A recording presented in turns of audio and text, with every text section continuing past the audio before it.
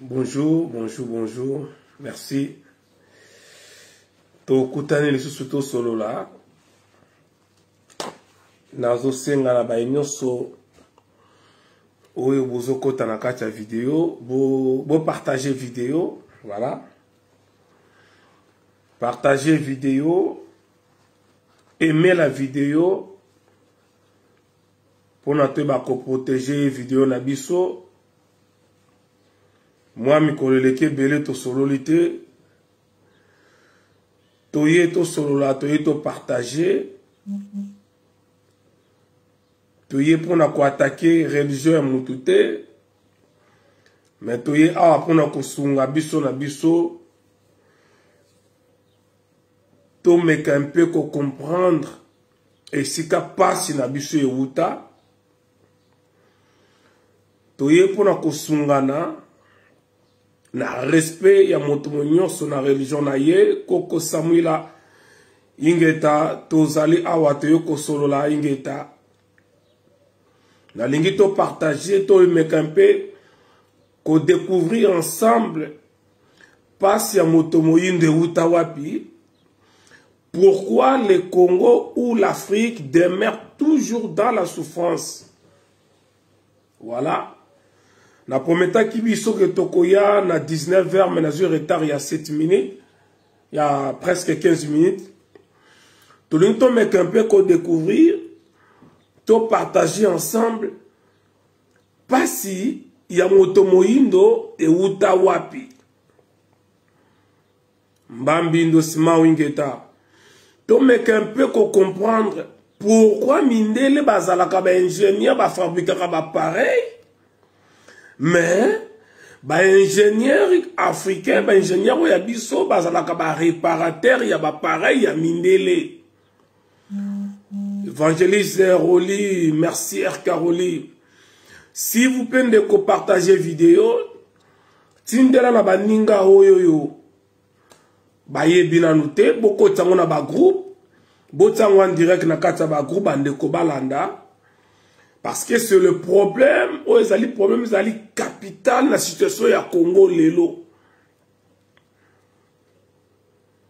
Ngata ngona yaka boye, na lingaka kozala extrémiste te na makambo etali bunzambe, na lingaka ko respecter mutu na religion na ye, ngai na yaka koloba oyoyo, moke oyoyo, bankaka bapesi ngai to kabola naza na monopole ya vérité te eni koloba te ko ngai naza koloba yango kaka nde mutu ezali ya bien naza ko pointe mutu na mutu te ke oyo ozali chrétien ozali zoba ozali kuno za boye ozali bouddhiste ozali musulman non tout le monde mutu nyonso ozali libre ya kopona religion oya lingi. La liberté oyo bozanango qui est tout à fait normal. Biso pe tozana liberté wana ya koya ko lakisa na bato. Et si kani nezaya malamu si kani ezali ya mabe. Merci Doris Kikufingeta. Na lingi to meka un peu ko partager, to meka un peu ko découvrir. Pourquoi l'Afrique demeure toujours dans la souffrance? Pourquoi les Lutosa on a 21e siècle, jour pour jour, mais l'Afrique demeure toujours dans une souffrance extrême? Oui, c'est vrai. Les politiques africaines bazali ba miyibi. Les politiques africaines bazali ba to balinga Afrique, ça c'est vrai. Les politiques africaines, ce sont des marionnettes. Ça, c'est vrai. Mais est-ce que Yangonde Zali la vraie raison ou les vraies raisons sont là que Afrique, Tomotomoyindo, quel que soit poignant ce Yazali, Azala toujours moto ya passe, moto ya mawa.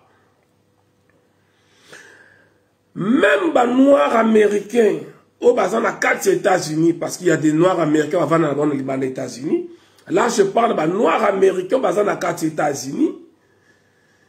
Bokomo na bango na vie moko ya ma vie moko ya malamu. Bakoza na vie moko ya bien par rapport à noirs au batikali na Afrique. Les noirs africains bozali na Europe, na Angleterre, na France, na Italie, na Belgique, na Allemagne, na Suède, na Norvège, na Autriche, na partout bozali na boko kozala na vie ya malamu koleka ba noir o bazali na kati ya Afrique. Mais ceux qui va comparer ba vie na biso ba toza na mboka mindele biso ba noir o toza na mboka mindele ba comparer biso na mindele bango moko, vous allez voir toujours qu'il y a une grande différence il y a vie. Même ba botami na poto ba benga biso ba bleda pour la zana nga bleda na yana nga poto kimkolo.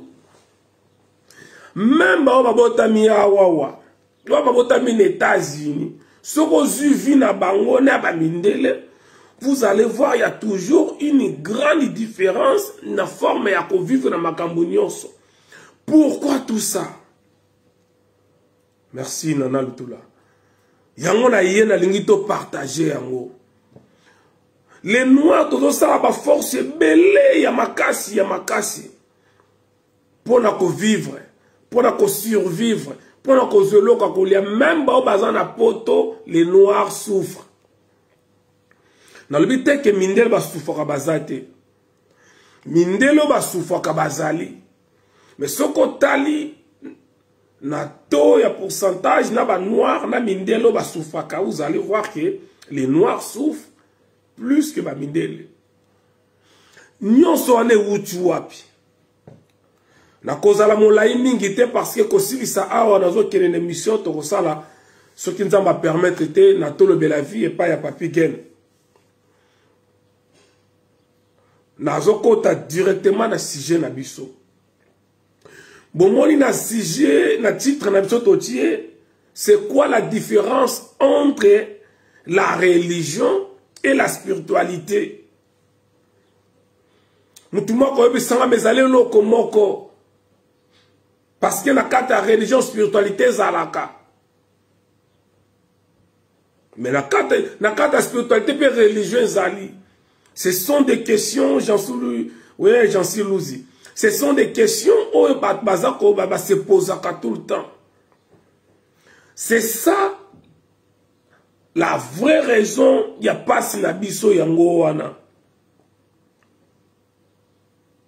Mais la vidéo on a relevé la plus la religion chrétienne. Mais pourquoi on a relevé la plus religion chrétienne? Ben c'est clair. La religion chrétienne, c'est la religion oyoyo. Et vandisami minge pai yaba noir, précisément na Congo. Et si ka o na ba religion, c'est la religion o ezala ba tebele, ezali la religion chrétienne. Mais bon permettre ngala mettre un peu copé ça non, moi mon historique. Il y a religion chrétienne. Na kolobe la religion, na apuna la belle spiritualité. Na kati nango de moi merci. Na kati nango na kopesa bino différence entre la spiritualité et la religion. Déjà na mukusi na bisa bino que ce sont deux mots complètement opposés, diamétralement opposés, rien à voir. La religion n'a rien à voir na spiritualité. Spiritualité zali mususu, religion pe zali mususu. Mais maintenant, le problème est zali que nakati ya et pas ba yindo, pas ba africain, ba koma kosa la confusion, ba koti sa spiritualité nakati ya ba religion, ba kosa bango ke religion, nakati ya religion spiritualité zali. Et vous allez remarquer neb sakabino okotambola mokili mobimba okotikalaka komona mboka moko te oyo ba religion chrétienne ezali mboka ezala développer ezate. Tous les pays esika religion chrétienne ezali na ba plus religion chrétienne esika religion chrétienne ezali esika evandisa mi la religion oromona mboka ezali pauvre. mboka nyonso oyo ezali religieux okomona yango ezalaka mboka moko pauvre. Mais bon, permettez-moi un peu là, mais un peu qu'on sur l'historique, il y a religion chrétienne. La religion chrétienne a été fondée ou créée dans le 4e siècle. Et pas il y a empereur Constantin. Il y a empire romain. Le lot, une grande partie en Italie. C'est l'empereur Constantin, il y a concile de Nicée, qui a créé, qui fondé la religion chrétienne. Pourquoi, après ça, la nini, pour bazong sa nini. Bref, tout que nous avons pour mais, tant que Bandaki, ce n'était pas, parce qu'il y a une église catholique, Bazana na concile de Nicée. Mais déjà na kati na bango na kati concile de Nicée.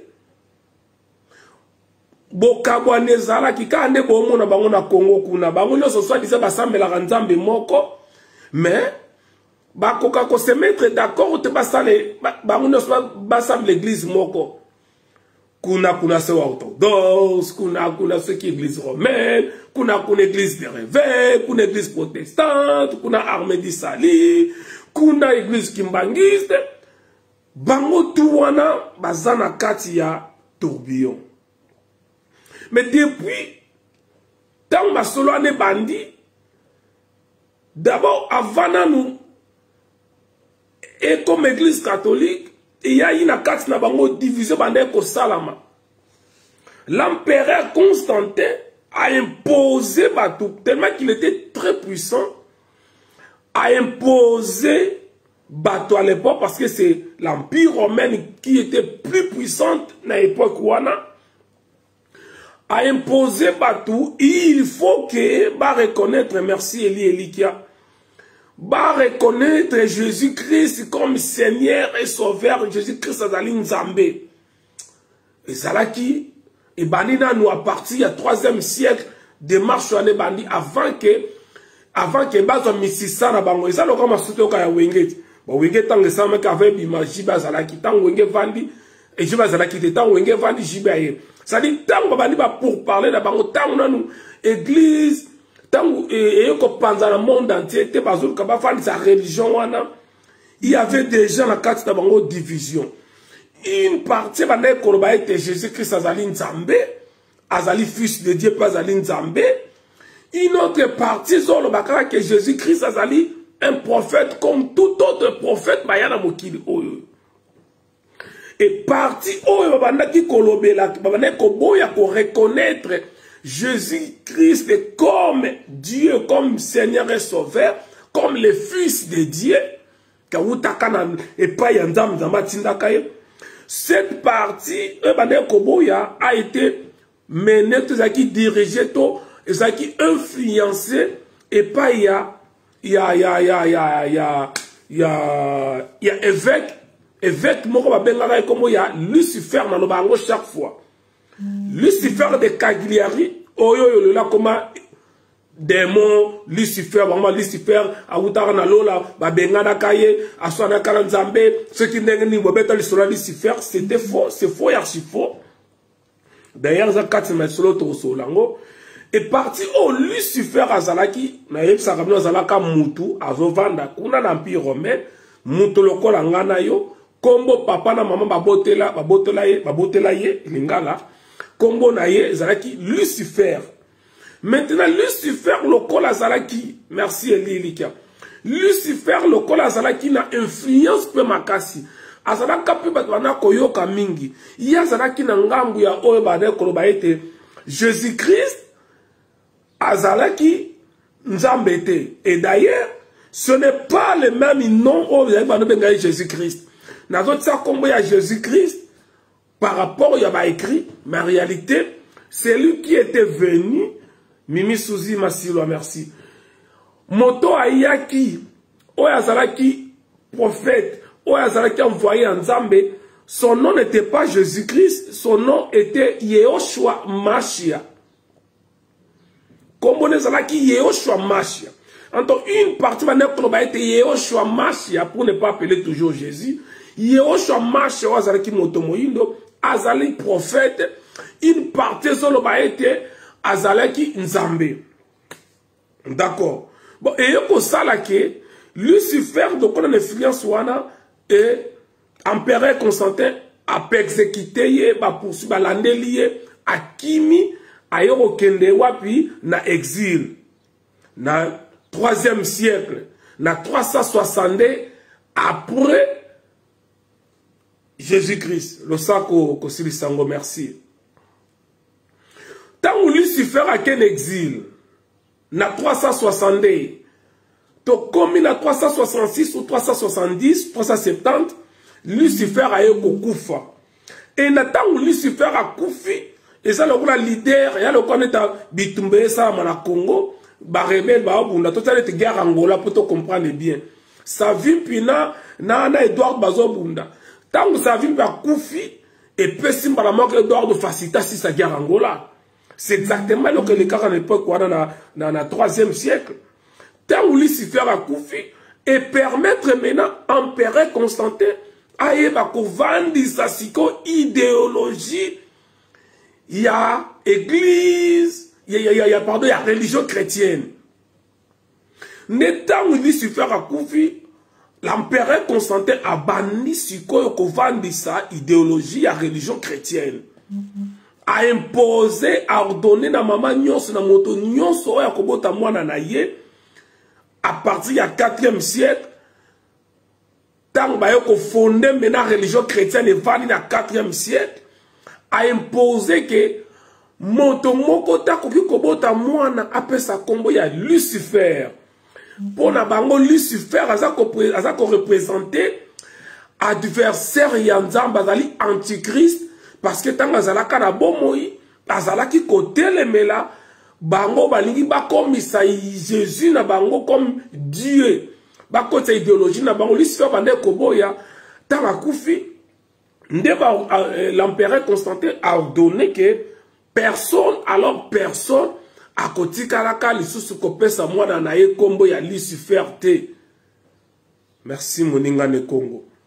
Na pesa bino be exemple, eza lokola Hitler, Adolf Hitler, ndeko zola nanga. Est-ce que le lot ozo solo la boye? Et si boyoka mutaboti mwana pesi kombo ya Hitler dans n'importe quel pays dans le monde? Le lot ozo solo la boye, soko boti mwana, opesi kombo ya Hitler, kombo wana na bato ya quartier. Na famille na yo, na commune, na ville ovandaka, na province na bino, na pays na bino, bango tout bakobo ya kombo wana. Mais maintenant yebi sangai. Lisumu nito mabeni nango oya grave koleka, oyo Lucifer a sala koleka, oyo Paul Kagame azo sala. Parce que oyo Lucifer a boma, Paul Kagame a bomi ba congolais koleka Lucifer, pardon koleka Hitler, je m'excuse. Ma bénine oyo Hitler a sala kolega Paul Kagame. Là je suis très sérieux. Merci Mireille Kawanda. Nombre ya bato oyo Hitler a boma eza mukie par rapport ya nombre ya ba congolais oyo Paul Kagame azako boma tilelo. Mais vous allez remarquer mindele basala nyonso ba komisa Hitler le diable. C'est de la même façon comme ça combo il y a Lucifer à l'époque. Donc na siècle koya 2000 ans après, 3000 ans après, 4000 ans après, na écrit na bango, on ne sait pas na kati makam na bango ba comment ba bomba livre nini oyo ko servi des générations koya. Rien n'empêche que na après 2000 à 3000 ans, adversaire en Zambé, et kolongwa nango Lucifer bomo na lelo, et kokoma Hitler.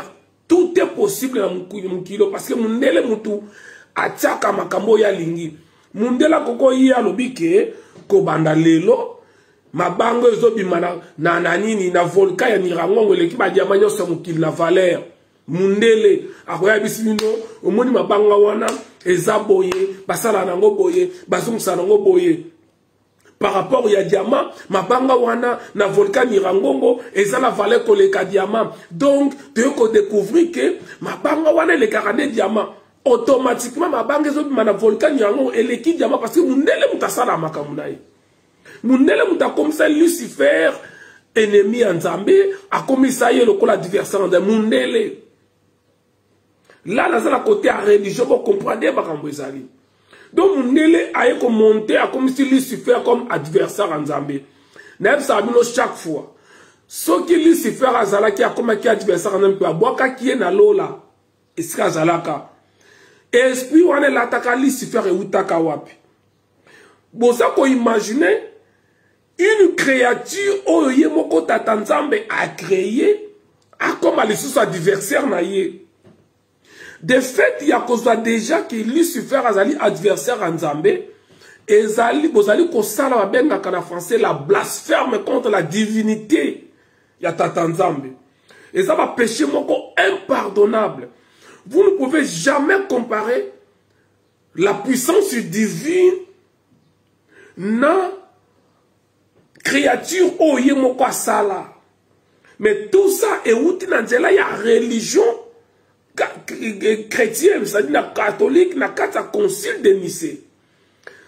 Naza ko avancer malé, je sais que ça allait un peu dur, c'est un peu kilo, mais naza ko avancer malé. Donc, bah, comme ici, Lucifer comme adversaire en Zambie. Mais maintenant, il fallait si que kobanda religion, on a kokoti c'est un place nyoso. Na religion chrétienne, na Afrique, na royaume Congo toloba et il y a na 14e siècle. Et si na beta histoire on il y a un jour na kobandela ngo lisusu. Mais avant qu'il y a na Afrique ba ezalaki awawa na France tango na bazo benga ngo la Gaule. Oyokaka les Gaulois. Et ska kombo ya Charles de Gaulle et bimela. Parce que France avant et comme à combo ya France, ça a combo ya Gaule. Et les Romains bayaka aba bundaka na ba Gaulois. Tango baye bango balinga ki ba imposer ba Gaulois religion wana chrétienne. Wala nan ba komi na Afrique té bayaka nan awa. Ba imposer ba Gaulois. Et à l'époque, les Gaulois, ils avaient Nzambe, une divinité, ceux qui les Nzambe, des siècles, il y a 2000 ans, 3000 ans passés, il y avait un autre Dieu que tout le monde connaissait. Il y avait un autre Dieu, gros monde, Nzambe, na betali solo ya Imhotep. Imhotep azalaki il y a 3000 ans passés en Égypte, azalaki considéré comme le Dieu. Imhotep azalaki lokola Nzambe, azalaki vénéré comme Dieu. Tout le monde, le monde entier bandaki koya na Égypte pour na ko vénérer, pour na ko tombola Imhotep comme Nzambe.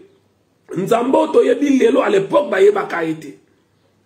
Et quand je parle de l'Égypte, ce n'est pas Égypte il y a pays, non. Parce qu'à l'époque, partout en Europe, il y a deux pays, c'était l'Égypte et l'Éthiopie. Et si na beta ma solo wana, lelo Égypte etikala kwa moko bo eza lokola royaume Congo etikala la komboka Congo, bo na Congo mais le royaume Congo ezalaki Afrique du Sud, Zimbabwe, Namibie, Lesotho, Île Maurice, ozo kita wana so Angola, Gabon, RDC, Congo-Brazza, Tanzanie, Burundi, Ouganda, tout c'était le royaume Congo. Mais le Congo, il y a Congo et Tsikaraka Parabiso.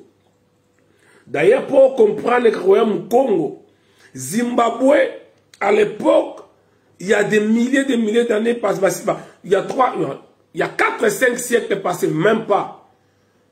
Il y a 1000 ans passés, dessin quelques avant avant Jésus-Christ, Zimbabwe ezalaki na kombo azobenga Dizimba. Zimbabwe euti na kombo Dizimba na Kikongo Dizimba. Ezalaki place oyo bane ko introniser ba roi. Soki ba okombi roi bana ozala introniser na Dizimba oyo koma lelo Zimbabwe. Ezali mabele ya ba Congo. Quand je dis ya ba Congo, baza ba Congo on bateke ba Congo baleki ba tribu mususu. C'est ça l'histoire. To betaka histoire ndenge ezali sans que toko tsango lokola tribalisme. C'est ça l'histoire. Il faut to beta histoire ndenge ezali. Mais na kati ya royaume Congo, parmi ba rois ou ba dirigeants, il y avait un roi qui s'appelait Kalala. Allez se comprendre. Kalala ngana yoto yebi Kalala ezali kombo ya bakasaye. Mais parmi ba rois ba dirigeants na royaume Congo, il y avait un roi qui s'appelait Kalala. Juste après l'examen, quand je parle de ça, ça n'a rien à voir avec le tribalisme. Donc, la Romain ba yé na gol, ba Gaulois ba bandi, ba imposer bango religion wana et simbate. Ba kuta bango na nzambe na bango. Et maintenant, lokola ba ko imposer ba Gaulois nzambe na bango te. O ba yaki na ye l'empire romain. Ba kuti bango na nzambe na bango. Il fallait maintenant qu'on diabolise, qu'on bébi sa réputation ya nzambe ya ba Gaulois à l'époque. Ndenge moko ba bébi sa histoire ya nzambe ya nzambe mpungutulengo. Babanda ko sala basala goso awa. C'est par là bon mona ka bataka Satan bataka ina maseke. Ba Gaulois bazalaki na nzambe na bango azalaki na forme lokola bafome. Azalaki nzamba badai ko défendre bolingo, sagesse, intelligence pour na bango. Et ba Gaulois lokola ba luki ba forcer, pardon ba romain. Tant ba forcer ba Gaulois, nzambe na bango ba yutaka na religion na bango chrétienne, ba imposer bango ba Gaulois a en France. Lokola ba simba kate ba bunda bitoka la guerre de Troie. Boyoka la guerre de Troie. Tant que ba imposé ba français, il y a l'élo à l'époque ba Gaulois et simité. Ba luki ce que ba bébi sa réputation, il y a nzambe ya ba Gaulois parce que ba Gaulois ba bisi bango biso tozana nzambe na biso tozala kana ye. To yebi nzambe na biso. To kotika la jamais kotika nzambe na biso, to kende koza nzambe o ya bidon. Allez, ba Romain le club bazaki ne influence makasi na monde. Babani ko diaboliser ba Gaulois ba lobi ke basale la ka nzambe moko ya maseke nzambe ana zalaka longi ya ntaba nzambe ana zalaka boye bomona ka lo forme ya bafome forme ya Satan et comment ya maseke. C'est là que nzambe forme et comment la maseke. Na lobi te ke bafome zalaka pe bongo te. Na lobi te ke o bongo ya bango zali ya malamu. Na ko pesa bino historique bomona ke bato wana chaque fois que ba yé place moko baliko banako luka ba imposer bino croyance d'abord religion na bango soki boboyi baluki ba diaboliser bino ba kokite ba Gaulois plusieurs siècles leki ba ko découvrir Afrique mais tant ba ko découvrir Afrique ba kuti ba koko na yo ba koko ya ngai na yo bazalaka déjà hyper puissant na bonzambe. Ba yebaka déjà nzambe. Merci Eli Elikia. Ba koko na yo ba yebaka déjà nzambe bande ko vana na nzambe. Na rappelaka bino ke tata nzambi asalaka race moko c'est la race noire.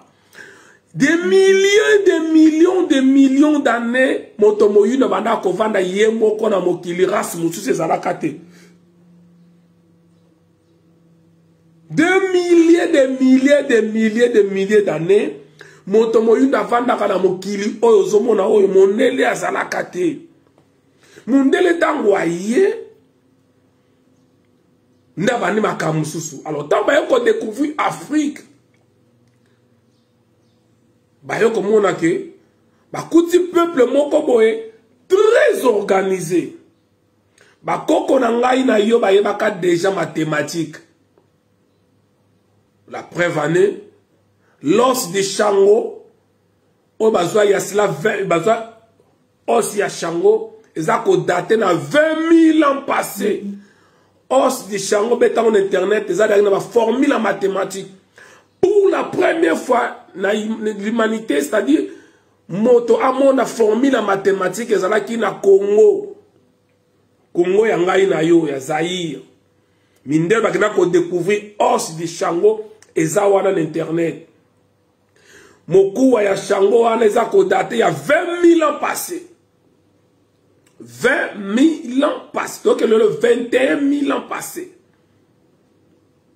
C'est-à-dire, il y a cela 20 000 ans passés, bakoko yangano ba déjà mathématiques. Donc c'est tout ce que vous voyez dans Mukili, oh na Congo ezalaka déjà mayele wuteki na Congo parce que nyonso na Mukili ezali mathématiques. Même kolamba fufu ezali mathématiques. Est-ce que vous voyez bien? Koyeba koloba ezali mathématiques. Est-ce que vous voyez bien? Koyeba kolamba c'est la mathématique. Koyeba kokumba voiture c'est la mathématique. Nyonso na mokili za mathématique, kosa la télévision za mathématique, kosa la téléphone za mathématique, kosa la kotonga ndako za mathématique. Tout ce que vous voyez c'est la mathématique. Sauf que mathématique ezali ebele. Il y a la trigonométrie, il y a l'algèbre, il y en a plein. Mathématiques financières, mathématiques, je sais pas moi, il y en a plein de mathématiques. Mais nyonso wana et ça l'a la Congo, ba preuve et ça wana lelo. Donc, tant ba ko découvrir ba koko yangana yo et ça li que ba ko comprendre que ba kuti peuple moko boye hyper intelligent, doué, développé déjà. Mais bah ça yo na histoire ba morbete la yo mundela kutaka bakoko na ba alat ba zebola ba alat ba rafia mundele mudalaksi bango elamba mundela kutaka bakoko na bino balala randa kama titi faux archi faux. Capitale ya royaume Congo Mbanza Congo a été construit na 691 avant Jésus-Christ. Avant to comme on appelle na ère oyoyo 691. L'architecte wana ba utaka na planète mususu. C'était un archange. Oyoyo a dirijaka bango pour la construction ya royaume Congo, ya capitale à Banza Congo. Bakoko no bazaki hyper organisé. Tout ce que vous voyez lelo Maramba député, il y a des sénateurs et outi na royaume Congo. Bakutaka bakoko na biso déjà organisé. Makabu ya constitution et outi na royaume Congo. Bazo bengango à l'époque nkodia dia moyo. Sadami Diambo ingeta. Et d'ailleurs histoire pour mon akaya Bible que Moïse a na montagne na foni parenthèse na zo zonga makambu ya religion. Moïse a na montagne quelque soit les 10 commandements. C'est une histoire montée à toute pièce qui n'a jamais existé. Na 690 na montagne ya Congo di Antotila. Bakoko ya ngai na yo. Bakei na montagne. Pona bakende bamata bakende kozwa nkodi ya dia moyo. C'est-à-dire les lois sacrées, les livres sacrés. La plupart est partie, une bonne partie dans les constitution des États-Unis, il y a l'élo. Il y a l'élo. Constitution des États-Unis, il y a le code de Diamoyo. C'est pas moi qui le dis, ma expert, ma professeur a miné de tout le Bélango. Comme il y a un monastère montagne à Congo de Antotila. Il fallait qu'il y ait un mata. Mais il faut que mata sauter une partie, je crois, 9 personnes à mata. Tant que comme dans l'icolo, 9 aigles, 9 aigles, kita. 9 aigles, kita. Et si ka bakoko, bakenda ki kozwa, oyo kakanko dia diamoyo. Le livre de la loi, des lois sacrées. ingénieur Bob Mabata Ngeta. Et bazwa la même histoire, ba monter histoire ya Moïse à la montagne kozwa les 10 commandements. Na okene moulay na babilo kwa na ezali belé na carte ya Bible. O bazwa ya Afrique. Même photo pour mon Marie a même Jésus si en Égypte Osiris na Isis pas baye bien. Maintenant continue. Maintenant tant baye ndengwana il fallait que ça la nyonso bakota na kati na religion ya bakoko. Ba récupérer ba ça ngo besoin. Et maintenant pour na bango bazwa mayele o ya biso. Pour la bango bazwa bozuo ya biso. Il fallait que ça la nyonso ba distraire moto moyindo. Batavai na Italie, je crois, l'église à Saint-Cécile, tout ça en Rome, sur place nini. Bokokuta, na liboso nango, batia, statue ya mwana moko ya moyindo, asimba Congo. C'est lui. Mwana ya Nzingankuvu. Moto ya pesaki, mayele ya biso ya pesaki na bamindele, parce que tant baye, baye na kati ya royaume Congo, bavandi, bazongi, batindi lettre pa ya roi, baye bisi roi, biso tolingi, nenge bino boyo te kotala bino, yo petinda batu na bino, baya pa na biso, baya kotala iska tozalaka, toko ken na quelques personnes ba ken na biso.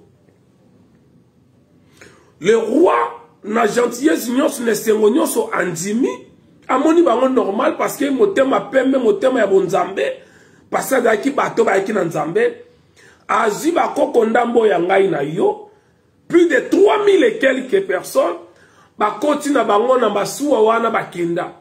Ba mi komela kutu na Portugal ite à l'époque, Italie te me Portugal. Ba boma ba misusu ba boka bango na ba mai. Elena Garcia Ingeta.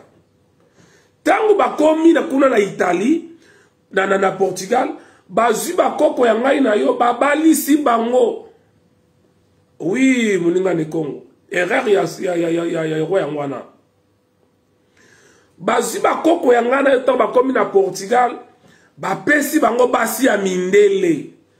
Pourquoi ba pesa bango basi ya mindele? Ba pesa bango basi ya mindele parce que moi soit là comme le cola agent ya aner pas na yo, comme comme ta service ya renseignement pas na yo. Na se abolingo abana kotuna yo ba secret makambu nyonso. E ba koko ya ngai na yo na se abolingo boyebika na kata bolingo muta pesa ba promesse aloba kwa ko lo bate. Et il y a eu pas mal ya ba vérité ya bokoko ebimela kawana ba botina ba mindele na kata bolingo na masole komi kopima bazu ba pesa ba baptême tout. Voilà nenge bokoko e bandaka kobima yango wana. Na ko continuer te ndenge ne yako sala après makamni ne komaki. Na pesino juste exemple au mona ndenge ni religion chrétienne kotaki. Na kacha Congo yako sala ke tang bazongi na ko continuer te passer sans la moulai wana. Mais histoire est continue. Donc du coup, la religion chrétienne est côté na Congo, na Afrique. Wana na moment wana déjà to outi déjà qu'on raté déjà premier esclavagisme. Esclavage, donc comme esclavage à liboso tout qu'on raté. Parce que bato liboso balinga ki bazwa biso lokola ba esclave ezalaka ba arabe to benga bandibu. Ba arabe tant ba outi ba ye bitumba ya kosakana te ni tete l'empereur Sundiata Keita ya Mali. C'est ça l'histoire photo bête la bandeko. Ni tete l'empereur ya empire du Mali, pas ya Mali mais ya empire du Mali. O ezaka ba peños ba Guinée, ba Mali, ba Gambie, ba ni ba peños à côté kuna, ba Mauritanie. Bango tout bazalaka diriger l'empereur moko parce que wana bango empire du Mali. dirigé par l'empereur Sundiata Keïta. C'est l'empereur Sundiata Keïta qui a résisté contre les Arabes. Bangaba sont moto une maladie comme esclave.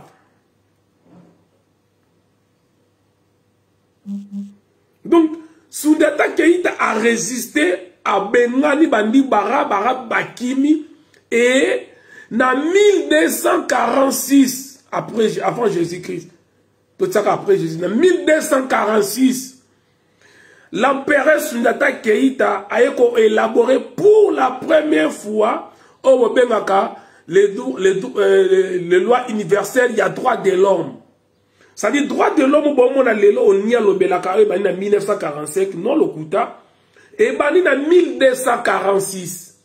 1246.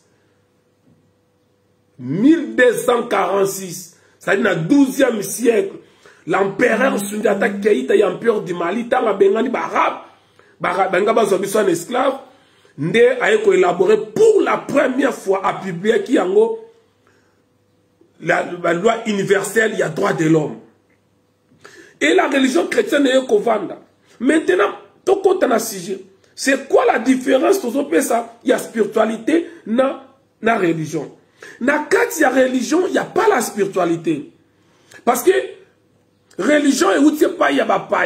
La spiritualité africaine est allée, il y a Bisso, il y a Bayindo, il y a Tatanzambi. Différence c'est anini. Na kati ya religion balakisaka bango, balakisaka bino ba chrétien bo limbisa. Balakisaka ba chrétien que il faut au dépendre na mutu. Et na religion chrétienne ba que non, il faut di melanzambe, dié les dieux. Nzambe moko bo ya jaloux, nzambe mo ya mutema mabe. Batindi yondima parce que dans le barango chaque fois les dieux de la Bible n'a jamais existé à Zali démon. Je pèse mes mots, je dis les dieux de la Bible. Je parle des dieux de la Bible. Je ne parle pas du créateur. Je ne parle pas de l'énergie la plus intelligente. Il y a histoire, il y a humanité. Je ne parle pas de l'énergie la plus puissante. Moi, je parle du Dieu de la Bible.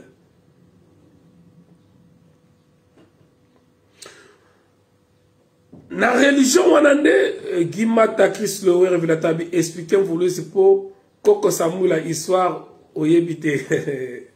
Donc, de qui de Kabina Congo, to comment plus religion que spiritualité. Mais exactement, de qui de moi. Exactement, c'est ça. Na Congo, bah, comment plus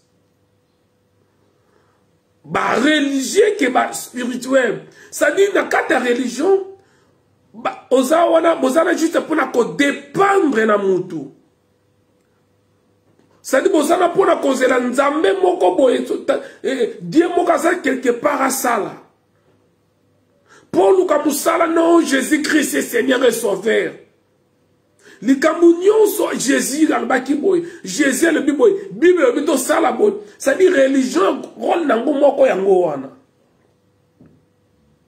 Na kata religion bazo ko laksa yo ke espoir na yo ezali pa ya nzambe boka ça quelque part. Na religion bazo faire croire yo ke il y a un esprit yo il faut dépendre na ye. Ça c'est la religion. Na religion bazo laksa yo ke okoki ko réfléchir te mozala ka pona kondima. Tu ne peux pas poser des questions. Na kata religion tu ne peux pas poser des questions. La religion, Jésus-Christ est Seigneur et Sauveur. Amen.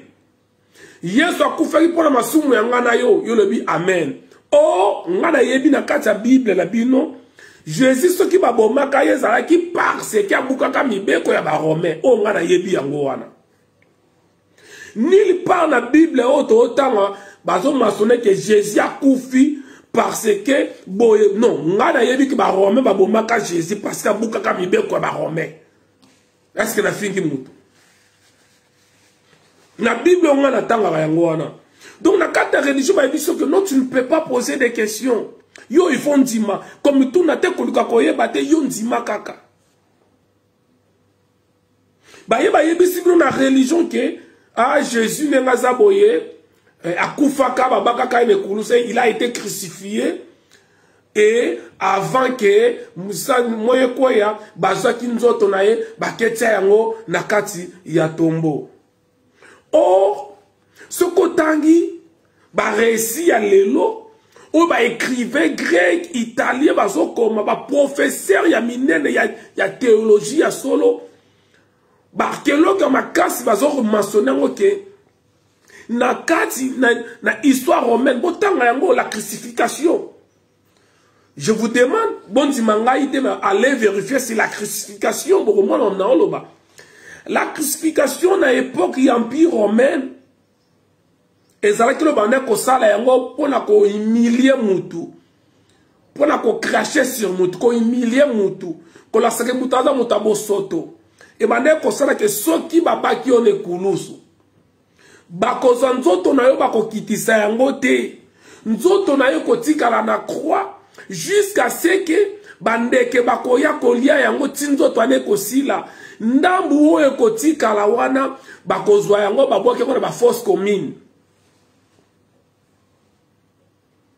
makambo na oloba oyo c'est pas moi qui le dit, allez vérifier parce que problème ya ba congolais na baka ba congolais soko zo betela bango makambo ezo lekela bango mbala bako komi ndoki kongola lingaka te ba bise likambo ezo lekela mayele na ye Congolais faut yebise likambo amesana nango.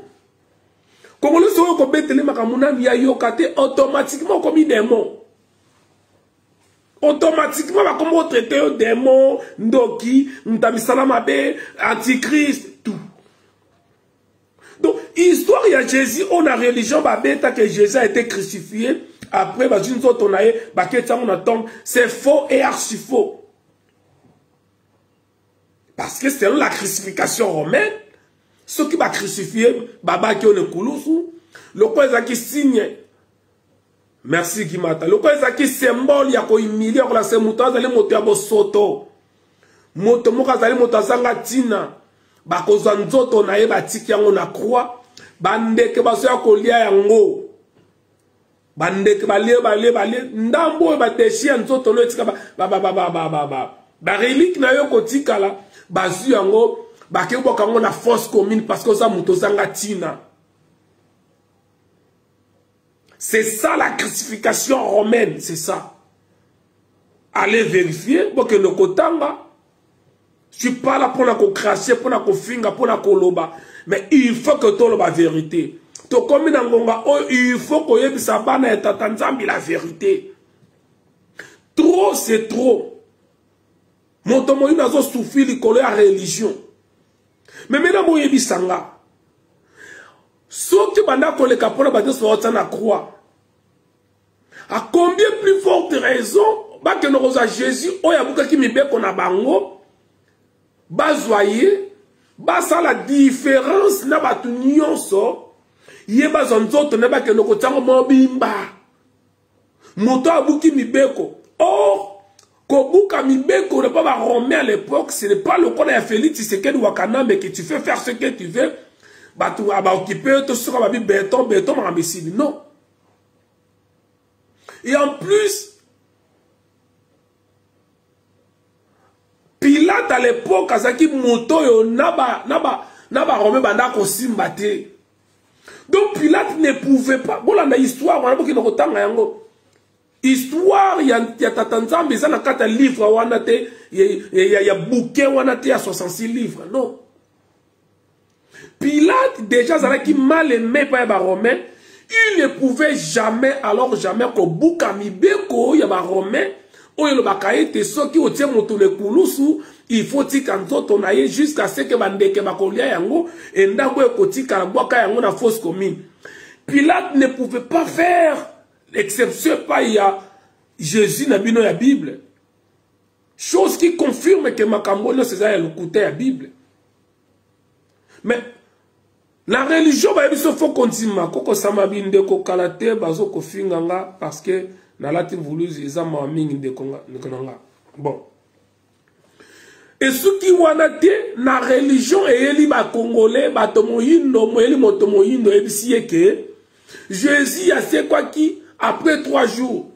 Bon, si comme nous voyons Bisangaï, Bakunda qui est vendredi à 15h. Bakunda dimanche, dans 3 jours après, Bakunda dimanche. Avant que Bakunda à 15h, nous autres, on va quitter. Bakunda 3 jours, ça va comme 24 sur 24. 24 et 3 jours. 15h à vendredi, 15h à samedi, 1 jour. 15h à samedi, 15h à dimanche, 2 jours. 15h à dimanche, 15h à lundi, 3 jours. Ou bien on a ça la calcul mabe. Ou bien on a ça la calcul mabe. Mais Jésus n'a pas c'est quoi ils allaient lundi, ils allaient dimanche de banga lobaka. Donc à comment même 3 jours à mettre dans le soleil qui a 3 jours dans sa mabele faux et archi faux. Parce que ma kamboyo bakoti sa batu kobanga rôle ya religieux ya mwana kokoti sa batu kobanga i bakoma kobanga bozo banga esprit moko boye nzambe bona bango die na bango les dieux de la Bible nzambe moko bangisa ka batu osala boye na kobeta yo okokufa okozonga boye donc nzambe na bango wana ya Bible asa wana pona kombena saka batu kaka. Donc le Dieu qui fait que menacer les gens, il fait que menacer les dieux de la Bible. Bon, Jésus a c'est quoi qui ok. Oh soukanango amataki na likolo. Oh. Bon, banal ba mona ki a c'est quoi kabima ki wapi. Oh non. Kaka bat bafana kine mususa lobi ke tamu toye na liboso sika bakunda ki ye ange ko yebisa biso ke bon lukaye parmi na bakufite aza déjà kose quoi. Mutu mususu kaka o akomi lisusu ayo lobake mwana Mark comme Matthieu ko lobake non nanzela abimela ki baye ko na yeba banda ko kende nanzela abimela ba vers 18h 19h abisi ba que Jésus o bozo luka et ça c'est quoi et bango bazaki nanzela 11 km nanzela ba 18h 19h bazongi ti na Bethlehem ba que pesa sango ke Jésus a c'est quoi oh portail porte Bethlehem maintenant ezaki Jérusalem ezaki entouré na mur ezalaki na porte portail wana kangama avant 18h parce que bango après 18h bakotaka ndenge nini et si na lobela makambo yo na vidéo ya on a ça nous s'abonner na ipo wise officiel na YouTube ba vidéo eza wana tout est là on a loba ana apesa ndam ndam. Donc, dans la religion, vous ne pouvez pas réfléchir. Vous ne pouvez pas condiment. Religion est relaxatement yakobanga. Nemozawana. Avaola la fosambelaka. Soko sambelite. Bademo bakoya lukayo. Ça c'est la religion. Nengozawana eloko notion ko salaba il faut tsaka nzambe liboso soko tie nzambe wana liboso te et ko simba te ça c'est la religion mais oh soko tali pa ya yemoko Jésus na bino ya Bible tamba yoko pesa ye ba bengi ya akene ko sauver mwana mane ko bela papa wana fisa yebisi Jésus na bino ya Bible alobi mokonzi soki moyen kozala bikisa mwana nanga ye Jésus na bino ya Bible yebisi yeke non ta foi t'a sauvé. Maintenant on contre la spiritualité siko ta foi t'a sauvé atikala ko bana yeteke ngai Jésus Christ na bikisi pourquoi c'est ça la différence entre la spiritualité et la religion. La spiritualité zali yo yonde ozali makambo yonde makambo yono zana biloko nzoto na spiritualité ba emisio ke oko compter na mutute oko compter na yo moko zana nyonso kati na yo ke kati na yo zana nyonso Ozana mayele, Ozana makambo nyonso, tu ne peux pas dépendre à quelqu'un.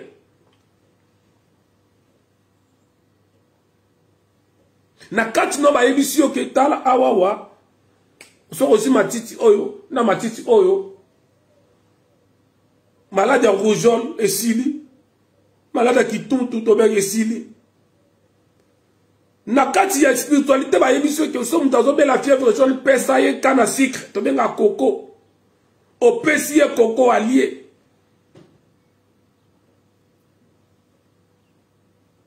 C'est ça la différence. La religion, on doit raconter, il faut pasteur. On va dans la poto, mais c'est aussi problème. Yo, on a aussi téléphone au bengi pasteur na Congo, assemblée la yo. C'est ça la religion. C'est ça la religion. Ça dit, nous dépend de la moutou moroboye.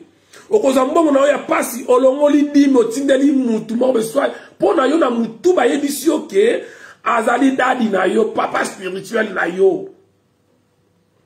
Il faut y aller à Kambongo likambo nyonso lekanga na couple na yo na famille na yo. Mobali lokuta yebaka te. Pasteur mtayebaka liboso. Surtout ba maman. C'est ça la religion kotam na mutu. Olinga fille moko boye osimba yebo te kosimba ngai te parce que na lobali ngai te to banga nzambe to boy to sala fornication to sala ekobo kosimba nga nanu te parce que Bible appelle sur un verset biblique nyonso.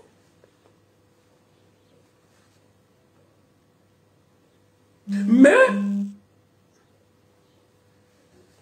Koko Samuel bipepe mokonzi wa Isa yo za mutu Yoshua tozana ndenge moko ndengo za na place na yo ndeko biso de bokoko yo za na kati te boko ba je sais pas comprendre. Donc osimba fille wana boyo simba ye parce que nano badi yete il faut balayer parce que Bible peut ici.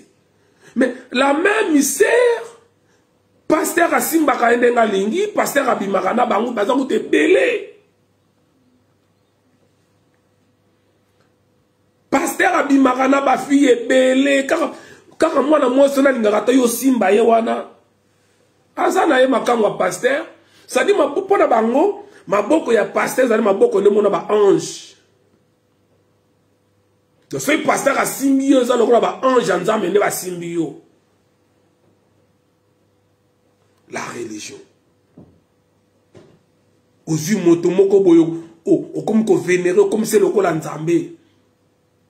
Na téléphone na pamba soko so boza ko banga bandeko ngai pe na leka place wana zo yebisa bino ngai pe na leka na makambo wana ezala ba musuto benga ba passer bandeko mona bango lokola ba attends na habite soki Moïse soki nani na mona bango c'est comme si bato wana ba mela mai ne mona ngai te. Tant que nous avons chrétien, ils ont qui n'a pas serre, nous sommes serre, on a l'intimité que serre, on a pas sur la bilamba, n'a non tu m'as pété, pour nous on tellement mon sang tout collé ka, n'a dit non, oh attention à ce chocolat, à la taka bilamba. L'intimité au linga même maille, même douche mon en autres là. Mais oh ka serre ou on sommes mon en zokane, les camps où il y a diacre. Tout ça, c'est la religion. Et continue au Kobanga. Voyez ça, ma solo, on a rebêta rangote. Au conso malédiction, et Golanda yo. De génération en génération. Voyez ça, ça dit, va côté si Kobanga. La spiritualité, c'est pas ça. Il y a un minele, la spiritualité, la bango. Bino, boza la religion. Mundela, dans la spiritualité.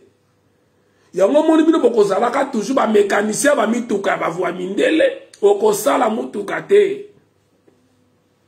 Oh non, Africain moko sali voiture na moteur nini. Il y a diesel, ezala déjà. Il y a nini. Il y a essence, ezala déjà. Électrique, et c'est comment. Il y a gaz, ezala déjà. On ça le côté, on ça réparateur parce que bino bozawana uniquement pour la réparer. Yo sera mon ingénieur motomoine da sali radio. Asali télévision, non. Bazalaka ba réparateur. Ingénieur na ISTA, mais réparateur. Ingénieur ya ISTA, mais réparateur. Ah bon, ça n'est pas téléphone. Ah bon, ça n'est pas ordinateur. Ah bon, ça n'est pas télévision, mais ingénieur. Mais parce que, avant de s'en quand la religion, mon avant de la spiritualité. Merci Alice Iko. Donc il faut, na spiritualité, yone nzambe, yone makamyo se akati na yo. Ba yebi si yo peke na kata bibe ke, nyo se zana pouvoir à l'olé mona yo. Merci Barcelona Gama. Moni nga na zabwe, bato ba yebi nga mamaol ba yebi. Ngai eloko nyoso na lobaka, surtout so na kosi, nyoso ne komela nga. Ça fait presque 3 semaines, centaines de zali likolo, et banega rende ti blague. Parce que na kosa ki na musala ki na maladi. Mokolo na kosa ki, ti lelo centaines nga, e keneka boue.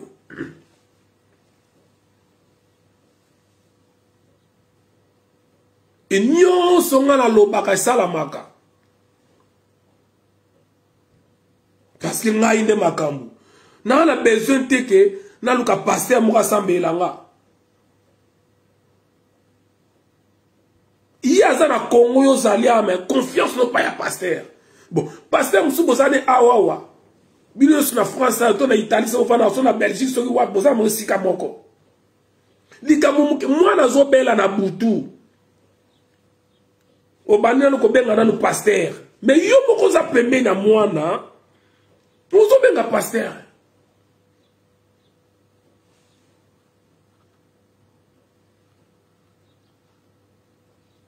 Merci Alessiko. Le Sako greffier international dit Bolombo. Ouais, ngayo mongala ya bazaye.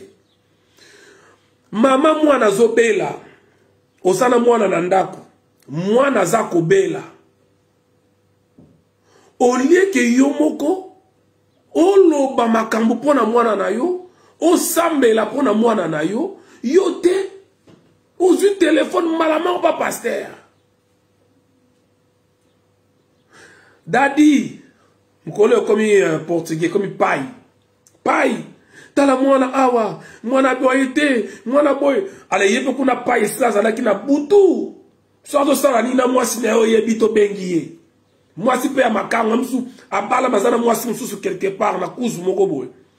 Yepe pa yesida zali. OK. Ma sœur, tika kolela. Yo soka ka téléphone hein. Tiango na lito ya mwana. Na sambela pona mwana.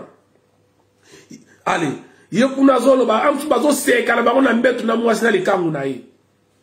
Yepo kuna amen. Amen. Amen. Tango silisa boye. Moi, na yo ki bien, yo lobi, pasteur m'tabonde laki. Bonsoir Ricardo João. Or, na spiritualité, likamwe kome linga na kati ya butu, na lamuki, na baniko, na tali o nini, na baniko loba. Obila betano di somol kam kome linga leo na butu. Na lali, parce que nous avons une vidéo, n'importe quelle vidéo, mais bien.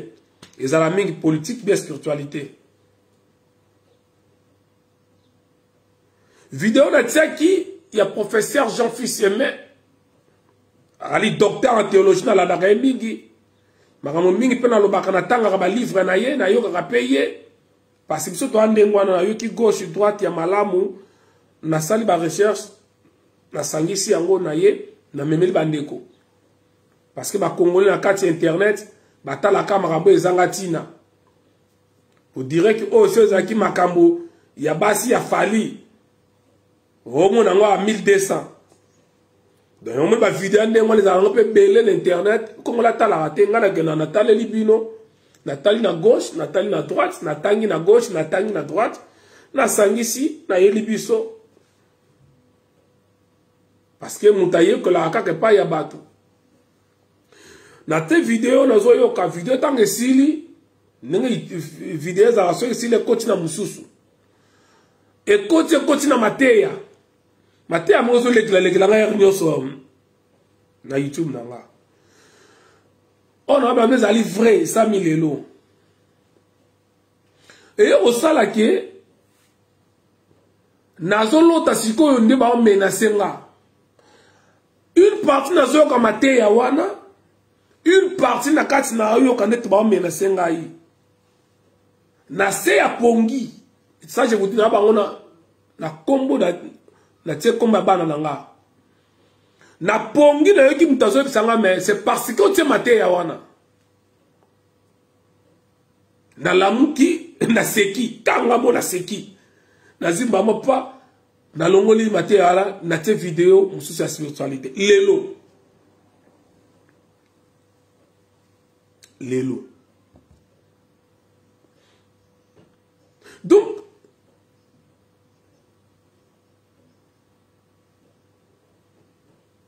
voilà.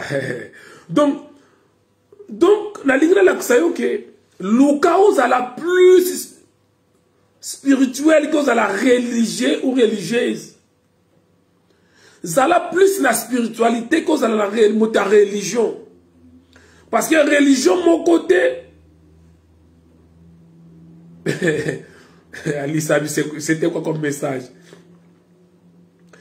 Religion, mon côté, est un rapport, on a bon Nzambe à Tata Nzambe. Quand je dis Tata Nzambe, c'est le véritable créateur. Ce n'est pas le Dieu de la Bible.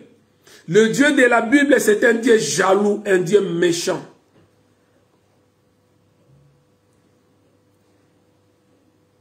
Est-ce que la fille moto? Vous voyez ça, pourquoi ça le oui, madame. Parce que la Bible, bah, il dit ok. Jalousie ezali mabe. Kosala kolula, kosala zuwa, donc kosala jalousie ezali mabe. Mais entre temps, il y que notre Dieu est un Dieu jaloux. Oh. Yo, donc, par exemple, jalousie, yo, mon jaloux. Qui peut comprendre ça? Jalousie ezali mabe. Mais il y a des gens qui sont jaloux.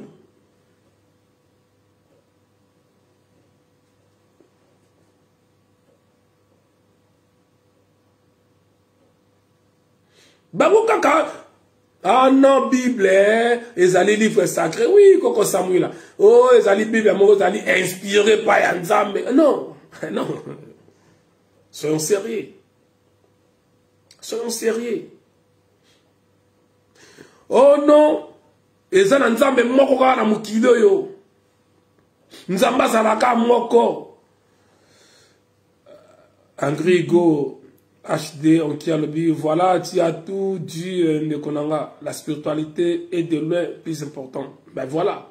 Donc, bah ici bino na Bible, na bino ba religion na bino que nzambe azalaka moko. Oh, mais entre temps na Bible bazuli sa bino que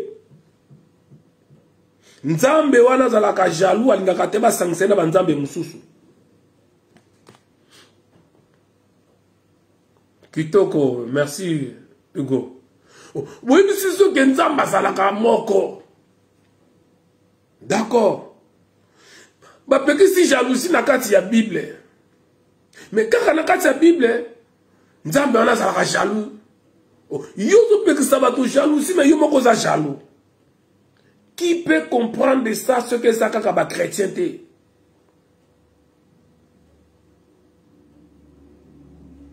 Qui peut comprendre de ça? C'est ça la religion. Mensonge.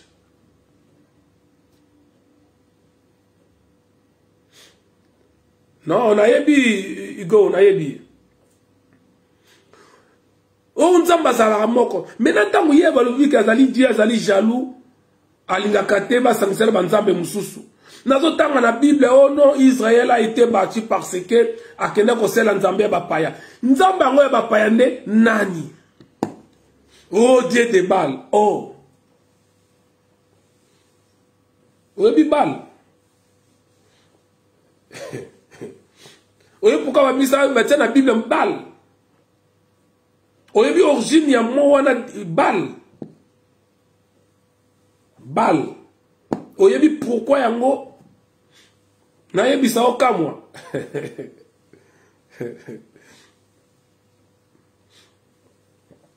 Bal. Yebisi ya wuta. Tango lubaka mobal. Mokili.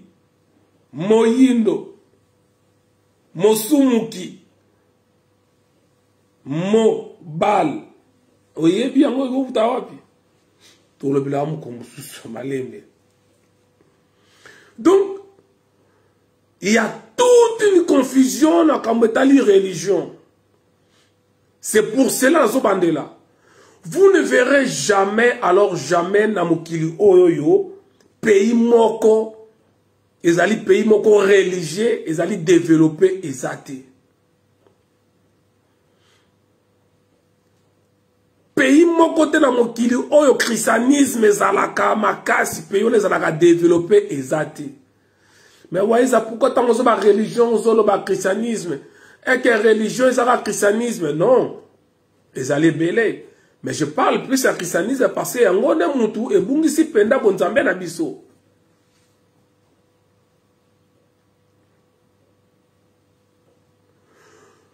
La seule race pauvre de l'humanité, c'est la race noire. Na banaka on est dans la vidéo nanga. Na ba noir bazan États-Unis, na ba botama ba noir américain, na yoza français ya noir, na yoza ali ceux qui belge ya noir, ozali suédois, autrichien, ozali ceux qui nani, ceux qui norvégien, ceux qui grec ya noir, hongrois ya noir, allemand ya noir, ozali pauvre. Ce côté tembe, comparé vino na mundele. La seule race pauvre de l'humanité, c'est la race noire. Et la seule race qui a abandonné sa culture, la seule race qui a abandonné sa divinité, la seule race qui a abandonné la tradition, c'est la race noire. Est-ce que n'a fingi moutoir? Tous vos pasteurs, tous les pasteurs, ngala lingaka, na dena sala version na loba yango, baye langa pasteur moko na sala na e débat. Na luka pasteur moko na sala na e débat. Ngamo na futa mbongo na ba chaîne na to benga ta 3 chaînes na minute za nango na bengi papi ke ntolo bela vie na tie bokoto bokoto na tie Gisèle Lumba Diamanwa na bengi Edgar Mokonzi to tie wana débat. Na ko prouver le noir sur blanc que passe ya Congo et outi na religion chrétienne. Depuis mokolo to pesa kanzambe na biso mo Congo. Passe banda wana. Motonga memela biso religion. Obi moko ngata na kapoto na koma na Allemagne. Petit frère ngai Guillaume Kalombombote. Na koma na Allemagne na Bonn. Grand frère na ngana aérozwa ngai na aéroport à Francfort. Bandeko. Na bandiko tambola na zone ko église na mona raté. Na komi na Bonn. Pemene ya colonne. Luka église natika la comme na église ité. Mais dis donc, wana na epoto sikola, mwana mukolo na komi. Mais ma komi ngana mona. Donc bato balakisa biso lo comment ba ngba kipa ngote. Ba beta masolo ya Bible bango moko ba kipa kate. Na 2015 na otango na Bretagne. J'avais un ami, Yamundele. Pardon, partager trop sur la spiritualité. Na tourné, wananga 2015, na bandi malembe kokene, kozonga makola kimbangu 2015 nanu, na wani koye kwa malembe. Na tourné, mais pourquoi vous savez la Bible était? Après ça, on a eu des réponses. Abi nga el bosso boy. Mais, naza na Bible. Mais à la bibliothèque.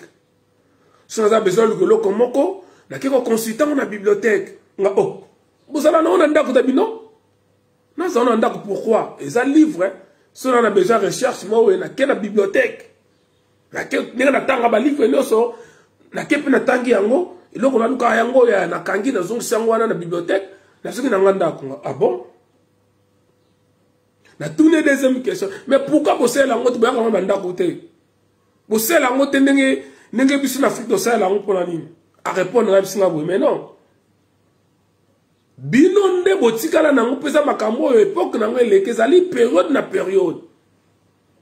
Abi ezali ndenge moko neti lelo boto comme na période moko informatique. Mais bino botika na makambo eleka kala Bible eza makambo eleka kala. Les mots de volume bino boliko évoluer te.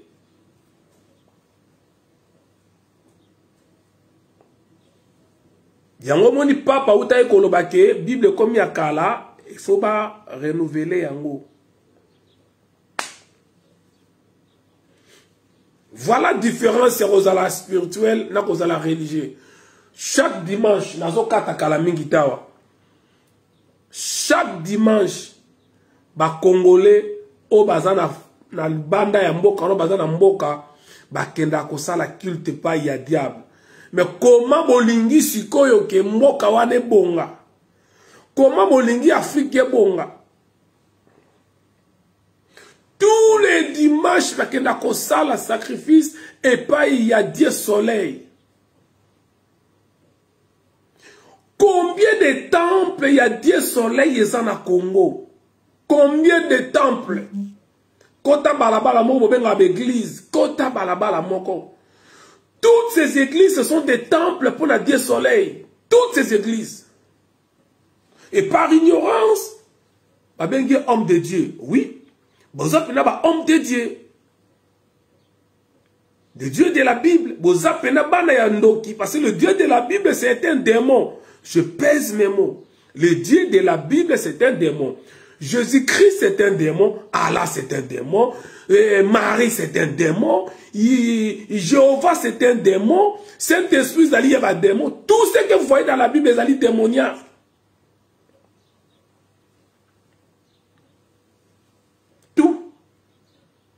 Et Mundela ebaki yango, il fallait pas soit défier. Est-ce que la fingi mutu? Au lieu lukareku, au benga rabasali asi entre guillemets en Zambé, yo moko zala femme spirituelle, zala homme spirituel. Na kati na yo zana nyonso. Na kati na yo zana nyonso. N'est-ce pas que dans le livre, dans la Bible, vous êtes des petits dieux. Dans la Bible, vous êtes des petits dieux. Parce que la Bible,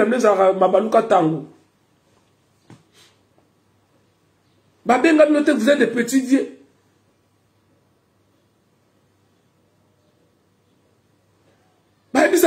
Vous êtes des petits dieux. Et alors, il peut, comment faire maintenant? Il faut prier à la maison. Il ne faut pas prier à la maison, il faut invoquer à la maison. Quand invoquer na lingala, ko sambela, ko prier, ko bondela, nandako. Mais, tout ça, la sikoyo, pour bino bolela Bible na bino fort. Quand bolenga Bible. Boye bisangai religion ya Moïse na bino zaka religion ni. Religion ya Abraham na bino zaka religion ni. So ba to ba existate.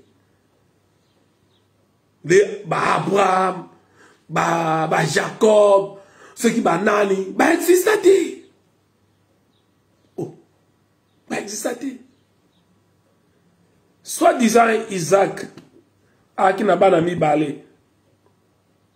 Esaú na Jacob, so na bo santu bo bisanga. Esaú na Jacob. Balobi ke na kata libumu baneko welela nana ko malibosa muninga. Esaú abendaki ndeko na Jacob lokolo ya meki liboso. Il y a un problème na ba noir. Allez, si Kabi, oui, je suis d'accord, il ne faut pas s'attacher au pasteur. Il ne faut pas s'attacher, de ne pas s'attacher. Oh là là. Bon, le message est le Kébélé. Mais maintenant, c'est zaté. Bon. Bah, il me dit que Esaou n'a li qui n'a yé bazara na liboum, bah ma passe à ce nini. Fala ki Jacob maliboso Esaou akanga ki ya benda ki ya eko maliboso. Yo na âge na yo, mama mukolo ya âge na yo, papa ya mukolo na âge na yo. Oza ko tuna pe ke sote babunda ka wapi ba. Tang babotami, papa li capable la mwana liboso Esaou. Mama na bango lokola Esawu azaka na nzoto ezaka ya ezaka poale alatisi mwana esuka alatisi elamba eza neti ya bapoale papa lokola asakufaka misu azomona te asimbi boye azoyoka voix ya Jacob mais azomona nzoto asati ya Esawu abio oh Esawu te papa ezanga penda mwana na oh Jacob te ezanga penda mwana na Esawu mais voix on azoyoka ne Jacob mais nzoto nazo simba lokola ya Esawu yoka masolo ya Bible biso tout okota na baje wana tundima pe bon salela ngai lokola ninga kolia mbango donc moi si na yazawa mais mwana lambela ye moi si azame mwana lambela lokola ninga kolia po apambola ye akepa lambi azia pamboli bon eleki d'accord apambolami ba ne leki ba beti suna kata Bible ngo ke Jacob abundaki na ange akangi ange na lokolo ba ebise soko pamboli ngai te na kotika yo te mais dis donc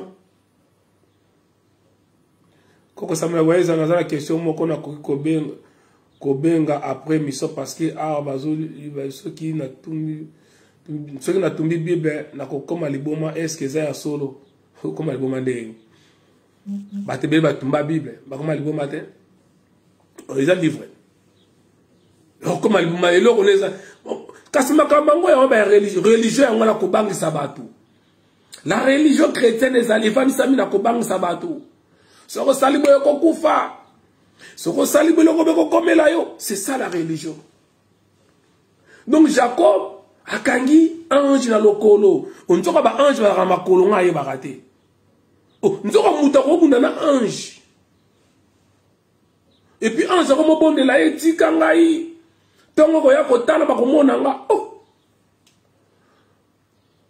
de yo posana o mituna pi ba question te mais ange azali esprit comment ba kanga na lokolo comment comme ko bonde batika etongo kotana ba ko mona ye et là on est allé en jangal limwa na pas ça na esprit o tuna peta kanga ndenge nini o tuna pete na o tuna kapete ce ko bani ko tuna question wana waisa Bible lobi et c'est ngana moto a monite kasantimi waisa oh mais non faut to mituna ba question ngana di ange za esprit ange ala makolo ya biso ba douter.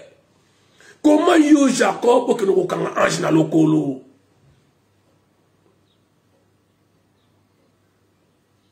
mbala moko tellement kanga ke ya trop ange monika moyen ce na pamboli moto te bato ya komona nga batamukili ba komona ngai ala pamboli ye atunyo komona ni Jacob non alongoli komba Jacob apese comme ya Israël place on a babundaka bapesa ngo komona ngo Peniel. Peniel qui veut dire j'ai vu Dieu face à face et mon âme est sauvée. Il y a un bon moment dans l'église à Sifem si comme moi il y a Peniel. Peniel les allés place au ce qui est Jacob abundana ange.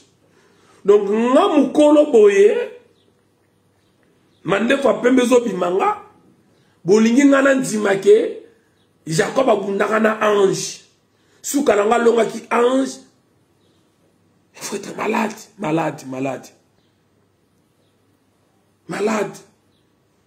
Même le 21e siècle, on a un téléphone Android, on a un rappel à poto, Wi-Fi au fêlé, on a un forfait, il y a 30 jours, il y a tous les jours. On a contacté, on a la recherche, yo moko. ça va recherche te. Ou le bataille loko ba yelanga boye. Pourquoi au mitu na taba question te. Na âge na yo maman na âge na yo papa. Ozo kolisa bana na yo na masolo ba betela yo. Oyo yo yebi mutu na makolo te.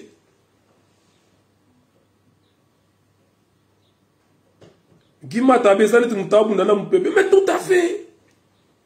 Comment un être humain comme un ange, comment expliquer? Et puis mon dima yango bot baté akabina en église, mutu moko tatomola mon sabat tu n'as pas cette question. Mutu te.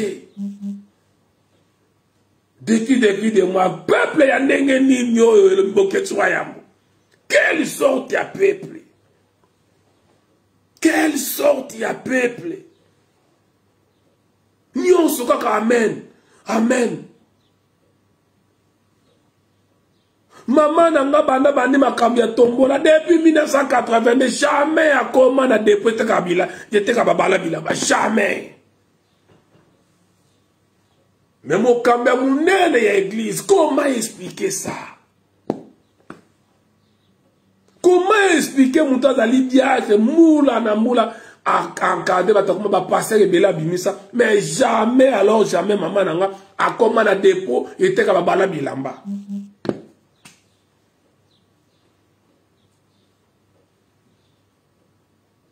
Comment expliquer ça? On me tourne à la question. Kaka, amen. Ozong sabo, amen. Ozong sabo, amen. Et comment sont ta bingeta? Oh, osaka combattant. Oh. Sont ta bingeta, comment on sait? Oh, osaka combattant.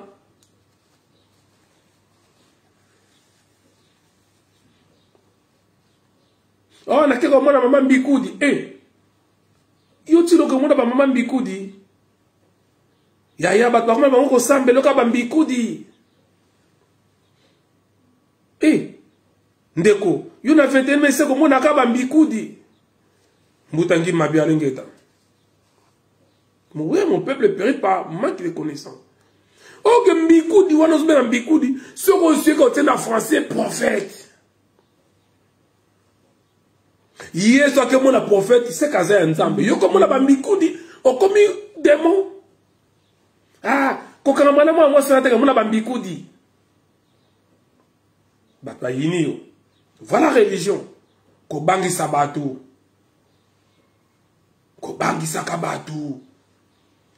avalala ifa sambela soka rataki ko sala prière avalala tana kasa butu fala muka ko banga. Voilà.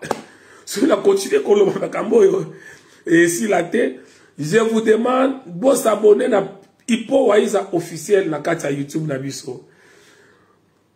Ceux qui nous ont soumis na côté na direct quand on va politique et pas y a papi gain na tolo de la vie. Donc na que ne kuna ceux qui nous ont permettre. Mingeza koloba ce bon mon appel n'a qui trop te santé pesara qui penza bien te na benga pasteur mota tanga loboko na musika na benga pasteur mota sambela ngai te voilà ngape na nzambe ngape na biloko nzoto kati na nga ngai moko na nyoso kati na nga yo pezola na nga ozana nyoso kati na yo. Longwa kaka na religion kota na spiritualité oko comprendre dimension yo zala nango oko mata na dimension moko ondimate plus oza ko dépendre na moto plus oko zala toujours affaibli mingi ya koloba ezali mais tant eza mokie na kati awawa. Donc, Koutani Balasima, n'a qu'on lancé un message sur Facebook à Lubaka avant ça, mais je pense, si tout va bien lundi ou mardi, na Kozonga, Togoya Togosolo là. Mouto Aligi, après Sanga, Azana sujet, Mouto Azana sujet, moi Aligi te partager, comme Langaï, numéro Nangé Zalakawana, Ezawana na titre, na biso numéro Ezawana. soit to komenga na Facebook to na Messenger nanga pesa nga sujet olingi to partager ngai na ko luka na sala ba recherche gauche droite to kotanga eska to kotanga to kosenga na bakosa to kosenga bakoko de façon que to zo yango to ya to kabola. Merci à tout le monde bozaki belé nzambe afumu kimbanga za na bino. Attention, quand je parle de fumu kimbanga on a l'église kimbangi c'était église kimbangi c'est ça rien à voir na fumu kimbanga. Église kimbangi c'est wana église kimbangiste rien à voir na fumu kimbanga. Fumu kimbanga atiki église te. Et d'ailleurs ce qui kaka ba meki ko continuer église kimbangiste continuer makambu yako ça désordre na Congo koza mutu na bango wana ce qui denika dima po ya za église kimbangiste te likolo ya mbongo ba comme c'est kimbangiste ko bebisa kombo ya fumu kimbangu na ko yako sala vidéo moko boye. C'est sûr que ba yo ki ba porter nga plainte na maître bango ga ba église kimbangiste biso ba descendant ya kimbangu nga na za descendant ya kimbangu kombo na nga za la kambangu kombo ba botela ngai mbangu ndenge kimbangu ezali ngapi mbangu tango so beta code ya ngumba mbangu mbangu ngumba kombo na nga nazali descendant ya kimbangu na molimo pe na mosuni musingombe lokola fumu kimbangu tozana na klamoko toza pe na clan moko toza na kombo moko donc nazali vrai descendant fumu kimbangu nazali ko bato apesa ba kombo te descendant kimbangu nga nazali vrai na musuni pe na molimo. Merci tokutani balasima nzambe ya bakoko e fumu kimbangu sa na bino ingeta.